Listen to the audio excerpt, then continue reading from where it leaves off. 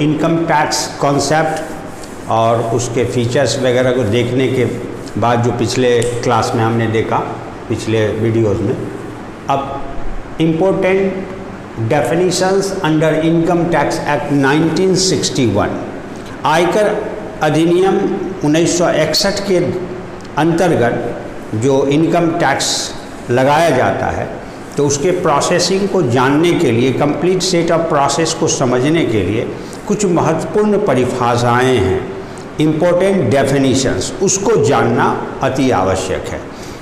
तो इसमें से महत्वपूर्ण डेफिनेशन में पहला है असेसमेंट ईयर, कर निर्धारण वर्ष। असेसमेंट ईयर मीन्स कर निर्धारण वर्ष, यानी वह वर्ष जिसके दौरान टैक्स का डिटर्मिनेशन होता है। तो अकॉर्डिंग टू सेक्शन 29 यानी मेन सेक्शन 2 और सब सेक्शन 9, 29 कहने का मतलब ध्यान में रखें 2 मेन सेक्शन है और उपधारा सब सेक्शन 9 है जो ब्रैकेट में है। तो according to section 29 of income tax act 1961, assessment year refers to the period of 12 months which starts on 1st April of every year and ends on 31st March of next year, during which period or during which year the tax liability of a person is determined on his total income, total taxable income of previous year। कहने का मतलब कर निर्धारण वर्ष से यानी assessment year से 12 महीने के 12 मंथ्स के उस पीरियड को असेसमेंट ईयर कहा जाता है, जो प्रत्येक वर्ष एवरी ईयर 1 अप्रैल को स्टार्ट होता है और अगले वर्ष 31 मार्च को समाप्त होता है। और जिस वर्ष के दौरान अथवा 12 महीने के जिस पीरियड के दौरान एसएससी के व्यक्ति के प्रीवियस ईयर के टोटल टैक्सेबल इनकम पर कर दायित्व का निर्धारण किया जाता है, यानी assessment of tax liability determine किया जाता है जिस पीरियड में प्रीवियस ईयर के इनकम पर, उसी को हम क्या कहते हैं, असेसमेंट ईयर कहते हैं। यानी कर निर्धारण वर्ष से आशय 12 महीने के उस अवधि को से है जो प्रत्येक वर्ष 1 अप्रैल को आरंभ होकर अगले वर्ष 31 मार्च को समाप्त होता है, और जिस वर्ष के दौरान करदाता के गत वर्ष के कुल करयोग्य आय पर, टोटल टैक्सेबल इनकम पर टैक्स लायबिलिटी का डिटर्मिनेशन किया जाता है, निर्धारण किया जाता है। ओके, तो अब हम लोगों का अभी देखा जाए तो 2019-20 चल रहा है, 2019-20 असेसमेंट ईयर है, 18-19 उसके जस्ट पीछे वाला प्रीवियस ईयर के इनकम पर 19-20 में टैक्स लगाया जाएगा जो 31 मार्च को समाप्त हुआ। तो ये जो 19-20 है असेसमेंट ईयर कहलाएगा, कर निर्धारण वर्ष। इसीलिए एग्जाम्पल के तौर पर हमने लिखा our current assessment year is 2019-20 of the previous year 2018-19। Clear? अब नेक्स्ट डेफिनेशन पे चलेंगे। एक नया शब्द आया इसमें, प्रीवियस ईयर, यहां भी आया है, और प्रीवियस ईयर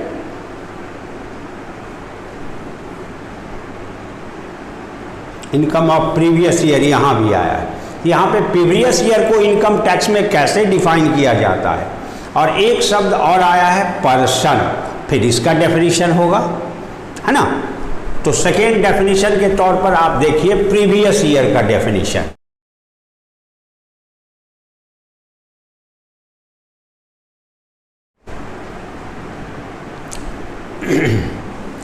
प्रीवियस ईयर नाम ही है गत वर्ष, यानी वह वर्ष जो बीत गया। स्वाभाविक है कि एक व्यक्ति के इनकम पे टैक्स लगाना हो तो जब तक वह व्यक्ति इनकम अर्न ही करता रहता है होल लाइफ, तो आखिर कोई पीरियड कॉन्सेप्ट होना चाहिए कि कब तक के इनकम पर टैक्स देना होगा।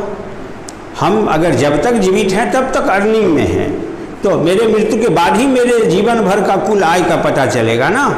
इसीलिए एक पीरियड कंसेप्ट है। पीरियड कंसेप्ट में 12 मंथ्स है।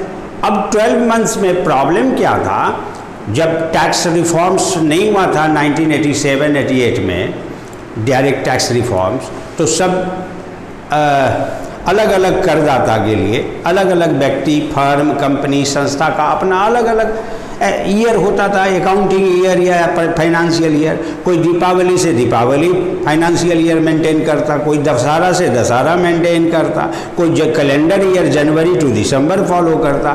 तो ऐसे में प्रॉब्लम होता था, उस व्यक्ति के एक वर्ष के टोटल इनकम को टैक्स पॉइंट ऑफ व्यू से डिटरमाइन करने में प्रॉब्लम होता था, ताकि इन्फॉर्मेशन कंप्लीट नहीं होता जब इनकम टैक्स लगाया जाता अप्रैल टू 31 मार्च के दौरान।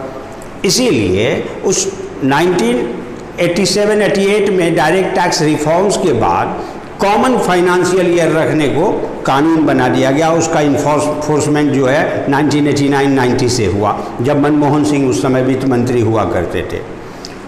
तो प्रीवियस ईयर का मतलब ये गत वर्ष जो बीत गया, इसीलिए सेक्शन 3 के अंतर्गत प्रीवियस ईयर का डेफिनेशन देते हुए इनकम टैक्स एक्ट में कहा गया कि असेसमेंट ईयर के जस्ट पहले आने वाला वर्ष प्रीवियस ईयर कहलाता है, यानी the year which immediately comes before the assessment year is called previous year. तो our current previous year is 2018-19 of the assessment year of 2019-20। our current मतलब चालू previous year is 2018-19। हम लोग जो अभी पढ़ रहे हैं उसका करेंट प्रीवियस ईयर क्या है? 2018-19 है, 2018-19। Clear? Now we will see the next. नहीं, यही बात हमने लिखा है इसमें। According to section 3 of income tax act 1961 the year immediately comes before the assessment year is called previous year. In fact it is a financial year, या एक प्रकार का वित्तीय वर्ष है, अकाउंटिंग ईयर है जो अप्रैल से मार्च चलता है, और जिस ईयर के इनकम पर असेसमेंट ईयर के दौरान टैक्स डिटरमाइन होता है, यानी टैक्स लगाया जाता है, उसी वर्ष को, इनकम वाले वर्ष को हम प्रीवियस ईयर कहते हैं। जो अभी मैंने बताया वो पहले डिफर करता था। ओके,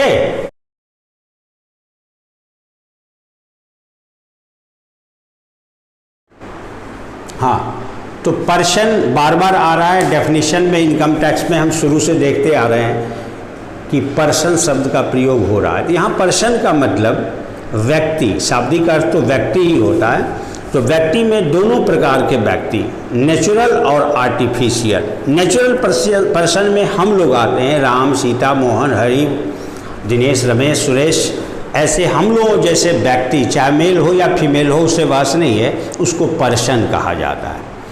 और एक मैन मेड कंपनी है, फर्म है, एसोसिएशन है, जो भी इनकम अर्न कर रहा है या ट्रांजैक्शन में इन्वॉल्व है, फाइनेंशियल बिहेवियर में इन्वॉल्व है, तो जितने संस्थाएं हैं वो सब भी एक व्यक्ति हैं। जैसे बातचीत में हम लोग करते हैं कि बैंक से कर्ज लिए, बैंक का कर्जा वापस चुका दिए, टाटा कंपनी से इतना करोड़ का माल खरीदे, तो ये टाटा कंपनी काम वर्क करती है ना, बेचने का, खरीदने का, वसूलने का, बैंक भी लोन देने का, वसूलने का। तो लेन देन तो कोई व्यक्ति ही कर सकता है।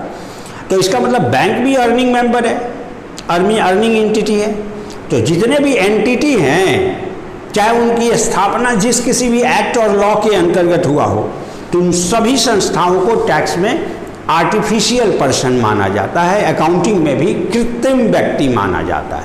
जैसे राम एक इंडिविजुअल है, लेकिन राम, श्याम, मोहन को मिला के एक साझेदारी पार्टनरशिप फर्म बना के नाम रजिस्टर्ड करा दिया गया, तो उस फर्म को भी एक व्यक्ति माना जाएगा जो राम से अलग होगा, है ना।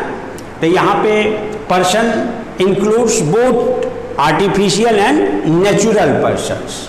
It includes, according to section 231, it includes an individual like Ram, Hari, Sita, Geeta, etc. HUF, Hindu undivided family. हम लोग हिंदू का मतलब सामान्यतया तो बड़ा विस्तृत सब अर्थ में लगाया जाता है। यहाँ पर हिंदू अनडिवाइडेड फैमिली मतलब हिंदू अविभाजित परिवार, जिसमें पूर्वजों की संपत्ति जो है, ancestral property, ancestral business setup, उससे जो इनकम आएगा, अगर 4 भाई है उस परिवार में तो चारों भाई का हिस्सेदारी उसमें होगा। तो who will be treated as करदाता, SSC, for that very income? All 4 are the beneficiary of that very property. तो out of them one who will be treated as SSC for Hindu undivided family. तो अविभाजित परिवार है, अलग अलग तो है नहीं, ज्वाइंट प्रॉपर्टी है, ज्वाइंट एंसेस्ट्रल इनकम सोर्स है। तो उसके लिए हिंदू अनडिवाइडेड फैमिली, एक परिवार को करदाता माना जाता है, जिसके अंतर्गत जो भी मुखिया है, जो भी चीफ घोषित है चारों भाई के कंसेंट से, तो उसको हम करदाता मानते हैं। यानी मिस्टर राम, श्याम, मोहन, हरि 4 भाई हैं, चारों का ज्वाइंट प्रॉपर्टी है, मकान संपत्ति है एंसेस्ट्रल, जिससे लाखों रुपये इनकम आता है, और एक कारोबार भी पार्टनरशिप फर्म कहिए एक प्रकार का एंसेस्ट्रल है, उससे भी लाखों रुपए का आमदनी है। तो ये ज्वाइंट प्रॉपर्टी से जो इनकम आ रहा है, इसके लिए हो सकता है मोहन को सभी मिलकर के चीफ बना दिए होंगे तो मोहन का 2 फाइल होगा। अगर मोहन कहीं सर्विस कर रहा है तो उसका इंडिविजुअल इनकम होगा सर्विस वाला, सैलरी के रूप में, और ये ज्वाइंट प्रॉपर्टी के लिए भी उसको चीफ बना दिया गया है, तो वो उसका एक फाइल हिंदू अनडिवाइडेड फैमिली का होगा। तो हिंदू अनडिवाइडेड फैमिली भी एक करदाता माना जाता है, और करदाता उसका होता है चीफ ऑफ द फैमिली, जो अक्सर हाँ बड़ा भाई हुआ करता है, लेकिन हो सकता है बड़ा भाई विदेश में कार्य कर रहा हो, तो यहाँ के प्रॉपर्टी को कौन देख रेख कर रहा है, किसी न किसी को ये अथॉरिटी दिया गया होगा। Naturally he will be treated as chief of the family and he will be treated as SSC for that family property. Okay. Third, एक फर्म पार्टनरशिप फर्म से है, जो ऑलरेडी आप लोग जानते हो, ABC firm, XYZ firm. And association of person, यानी व्यक्तियों के समूह, संगठन है ना, एसोसिएशन, संघ। हम ट्रेड यूनियन बनाते हैं, कोई पॉलिटिकल पार्टी बनाते हैं, तो सब यूनियन है, पर्सन का ही समूह है। इसमें हो सकता है इन फार्मास्यूटिकल कंपनी का एक एसोसिएशन हो, तो पर्सन में तो दोनों आता है, आर्टिफिशियल और नेचुरल भी, हम लोग भी आते हैं, और एक कंपनी फर्म संस्था भी आती है। तो एसोसिएशन वगैरह जो होता है उसकी आमदनी उसके मेंबर्स से प्राप्त होते हैं, तो वो भी एक पर्सन माना जाता है, association of person, AOP। Body of individuals like cooperative society, cooperative society है ना, ये cooperative society body of individuals कहा जाता है। हम आप 10 आदमी मिल करके कोऑपरेटिव सोसाइटी क्रिएट कर लिए, तो वह भी एक पर्सन माना जाएगा, है ना। एसोसिएशन ऑफ पर्सन में जैसे हमने बताया trade union, chamber of commerce,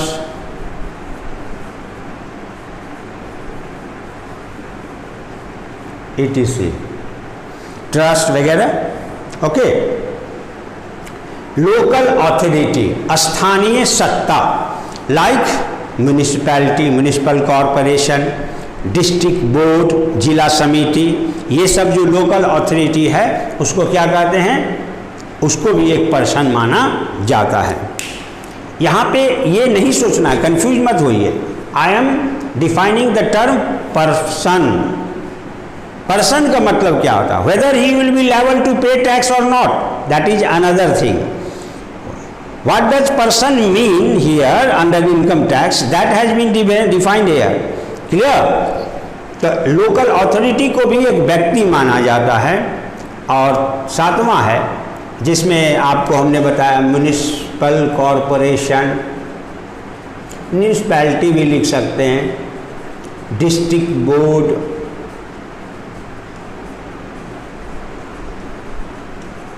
वगैरह। फिर आर्टिफिशियल ज्यूरिडिशियल पर्सन, कानूनन व्यक्ति घोषित होना, जैसे पुरातात्विक महत्व रखने वाला, ऐतिहासिक महत्व रखने वाला बहुत सारे ऐसे टेम्पल हैं, ट्रस्ट हैं, बना दिए गए हैं जो उसकी रक्षा करता है, उसकी आमदनी। अब साईं बाबा का ट्रस्ट है, करोड़ों रुपए की आमदनी पर डे होता है। जगन्नाथपुरी है, इसके अलावा आपको गोल्डन टेम्पल है, आगरा है, ये सब क्या है, ये सब में भी मोन्यूमेंट जो हिस्टोरिकल मोन्यूमेंट्स हैं वहाँ भी इनकम्स आते हैं। तो उस सब को भी एक पर्सन माना जाता है, जिसमें गॉड का, गॉडेस की मूर्ति है, वो उसके करदाता माने जाते हैं, वो इनकम अर्न करने वाले माने जाते हैं, है ना। तो इसमें क्या आ गया, गॉड, गॉडेस, ETC, टेम्पल वगैरह इस कंसेप्ट में आएगा। फिर artificial person created by law, special act के तहत, स्पेशल कानून के तहत जो व्यक्ति मान लिया जाता है, जैसे बाबा साहेब भीमराव अंबेडकर यूनिवर्सिटी, पटना यूनिवर्सिटी, ये सब तरह का जो स्वायत्त संस्थान एक विशेष एक्ट के तहत, यूनिवर्सिटी एक्ट शिक्षा कानून के तहत किया गया, यह भी एक व्यक्ति माना जाता है। इसमें यूनिवर्सिटीज़ वगैरह आ जाएगा।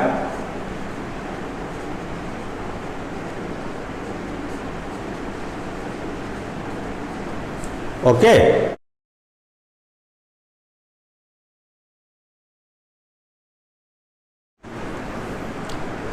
एसएससी, असेसी मीन्स करदाता, यानी जो कर देता है उस व्यक्ति को करदाता कहा जाता है। तो इन जनरल डेफिनेशन स्पष्ट है इसके शब्दार्थ से ही कि assessee implies a person, in general assessee implies a person who is liable to pay tax under any act of tax loss.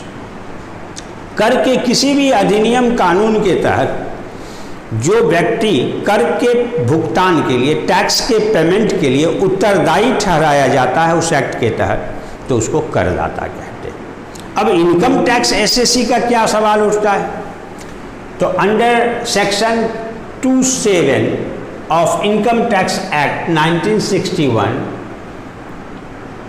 N SSC includes following person.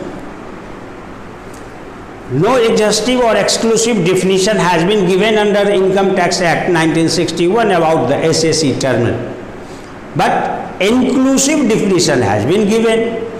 That's why I have told you, according to section 27, SSE implies person, no doubt, and it includes following person.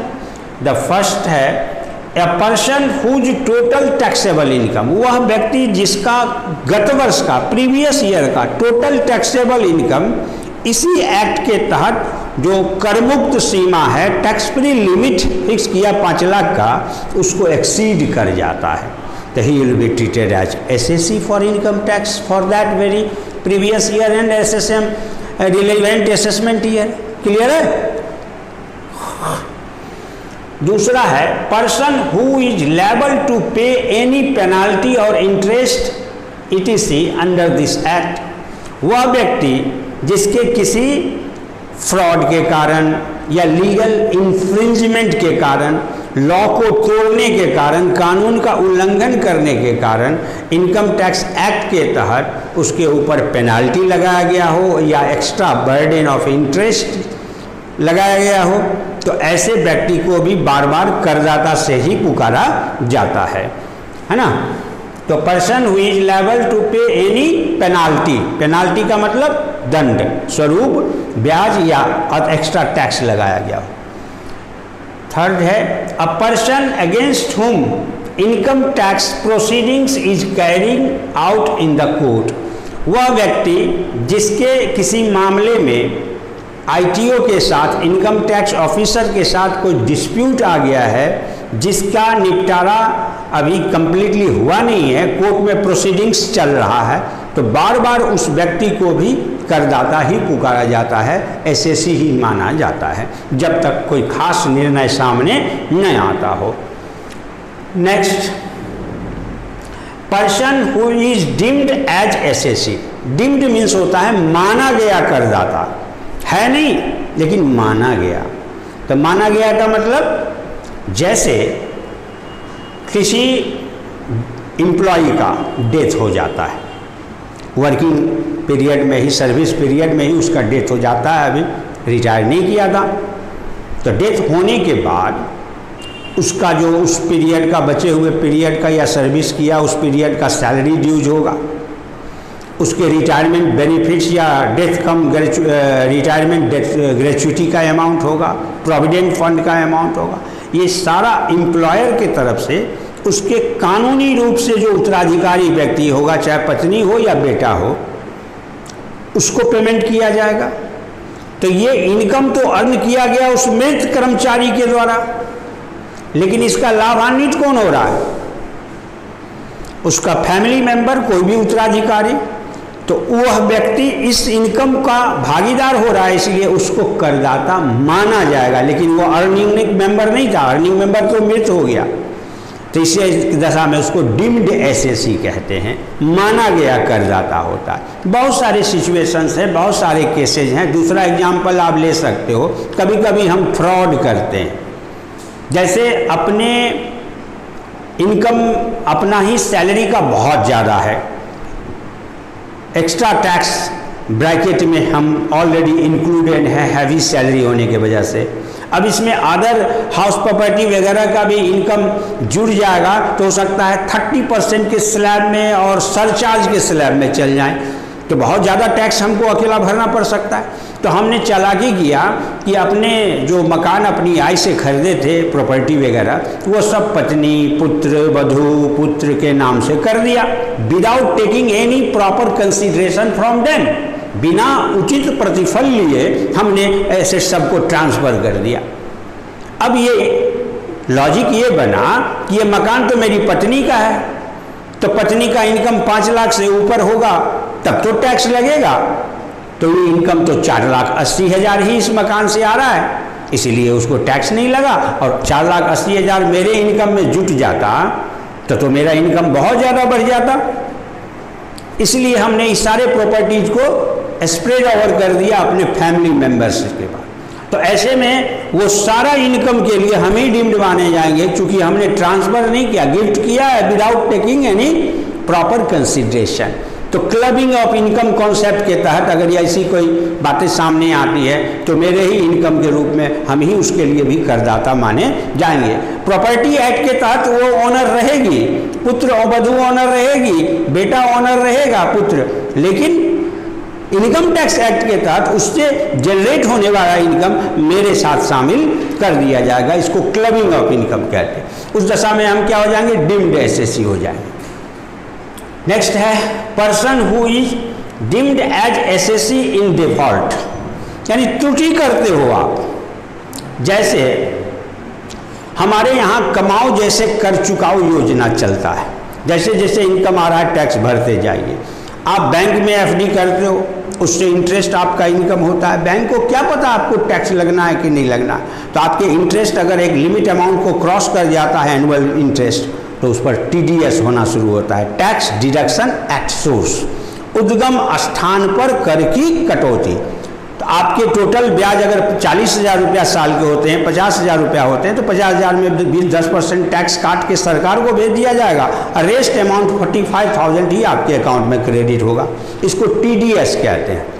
तो TDS करना है, तो अगर कोई company, firm, व्यक्ति, संस्था इसी प्रकार से किसी विदेशी को जॉब देता है और उस विदेशी को इंटरेस्ट के रूप में लोन का इंटरेस्ट पे करता है, या नौकरी के रूप में उसको आउटसाइड इंडिया सैलरी पे करता है, तो वो विदेशी तो इंडिया में आके टैक्स देने से रहा, तो गलत है, तो धोखा हो जाएगा। इनकम में इंडिया में जनरेट हुआ तो उसको टैक्स देना था। तो सरकार ने तो प्रोविजन बना रहा है कि जो उसको सैलरी पे करेगा वही टैक्स काट के गवर्नमेंट को देगा, यानी टीडीएस करना चाहिए उस संस्था को, लेकिन टीडीएस उस संस्था ने नहीं की। तो अगर आप विदाउट टीडीएस आउटसाइड इंडिया कोई पेमेंट करते हो, तो उस इनकम जो आपका खर्च है सैलरी के रूप में, उसका इनकम पे आप ही को टैक्स देना होगा। है ना। तो ऐसे में उसके इनकम के लिए आप डिम्ड एसएससी माने जाते हो, एसएससी इन डिफॉल्ट उसको कहते हैं, त्रुटि की वजह से। क्लियर है। तो ये हो गया एसएससी का डेफिनेशन। तो आज समझते हैं कि 4 जो इम्पोर्टेंट टर्मिनोलॉजी है उसके संबंध में आप स्पष्ट हो गए होंगे, और अगले क्लास में इनकम कंसेप्ट को हम डील करेंगे। Okay, thank you.